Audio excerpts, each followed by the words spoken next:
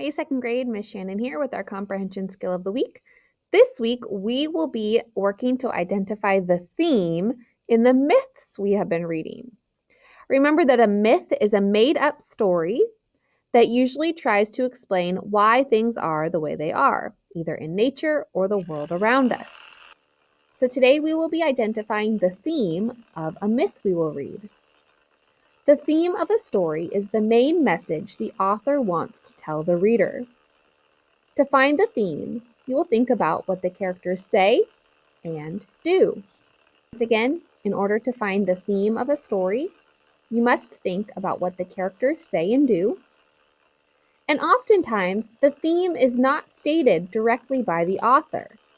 The reader, you and I, must figure out what the story's main message or lesson is. So we can expect to find a message or a lesson in this story. This is an example of the graphic organizer we will be using this week. Remember that for today's lesson, you will not be filling out this graphic organizer. I will be filling it out as an example. And after we read our story together, you will answer a few comprehension questions with me. For this activity, you will need your Turn practice book, page 253 through 255. So go ahead and find that now and press play when you're ready to continue. All right, the title of our myth that we will be reading today is The Contest of Athens. I want you to follow along with me. There are a few words here that might be tricky to understand. So as I read, I will do my best to explain some of the words to you, and we will just work on it together. So this is a myth titled The Contest of Athens. Follow along as I read aloud. Long ago, the city of Athens needed a patron, someone to watch over the city. So what is a patron? A patron is someone to watch over the city. There were two great beings who wished to be that patron. One was Poseidon, who ruled the seas. The other was Athena, who had great wisdom. The king of Athens had to select one of these two. So he asked each one to give a valuable and important gift to Athens. So the king of Athens is asking both Poseidon and Athena to provide gifts to the city so that he can make a choice for who should be the patron. I'm going to stop and think. And remember, I will be filling out this graphic organizer as we work today. You do not need to.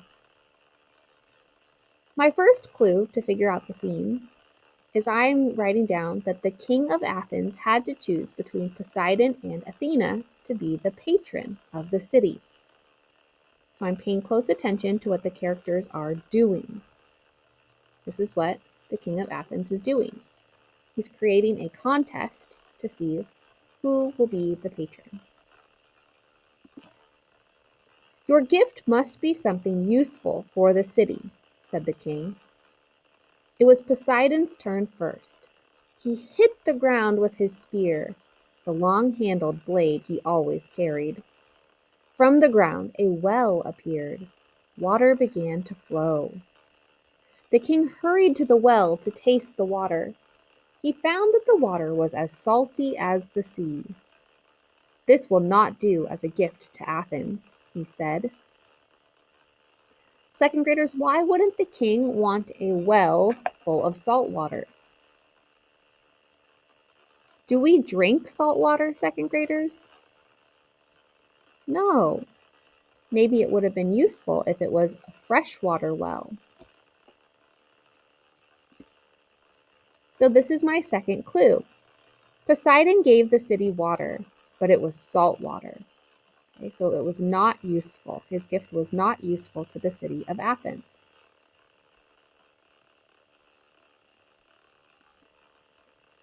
Next, it was Athena's turn. She also hit the ground with her spear. In that spot, she buried an olive branch in the ground to make an olive tree.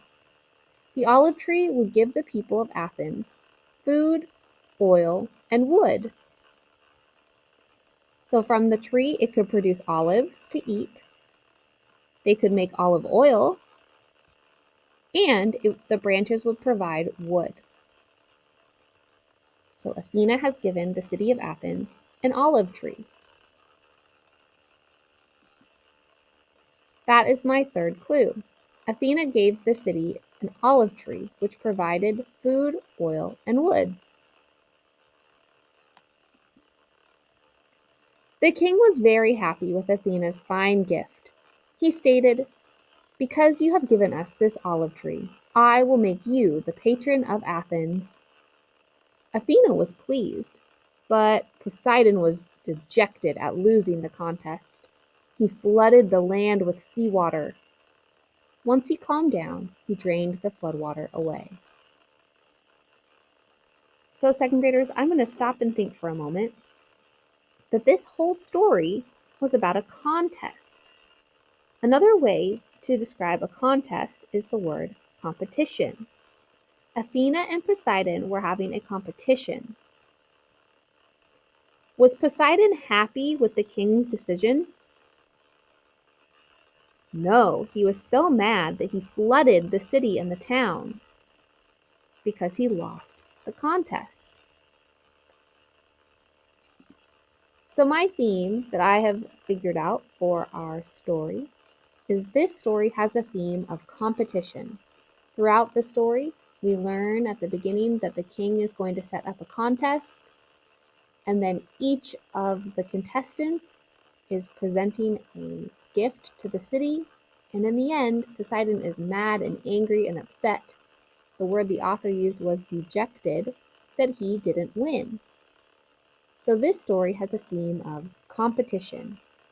You can also think of the word rivalry. Now that we have read the story together, let's go ahead and answer some of our comprehension questions. Number 1. What was Poseidon's gift to Athens? How did the king feel about Poseidon's gift? Who remembers? What did Poseidon give to the city of Athens? Let's go back and check. Remember, he hit the ground and created a well, but it was a saltwater well. And the king said, "This will not do as a gift to Athens." So I wrote it in a complete sentence. You can write it in your own words if you would like, or copy mine. I wrote, Poseidon gave Athens a well full of salt water. The king did not like this gift because the people can't drink salt water. They need fresh water. Press pause if you need to as you write down your answer, and play again when you are ready. Number 2, what was Athena's gift to Athens? And how did the king feel about Athena's gift? We can go back to see. We see that she buried an olive branch to make an olive tree, which would provide food, oil, and wood. And we can check on this page at the end of the story how the king felt about her gift. The very first sentence reads, "The king was very happy with Athena's fine gift." So the king liked her gift. I wrote, Athena's gift was an olive tree, or an olive branch. The king liked this gift because it gave food, oil, and wood. Number 3 asks, what is the theme of the passage?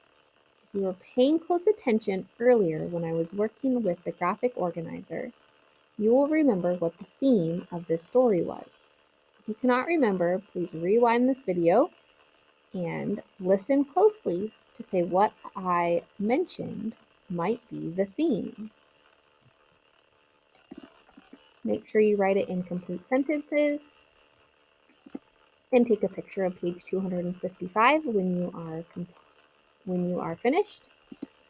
Or if your camera is not working, I would like you to type your answers into complete sentences on the last slide.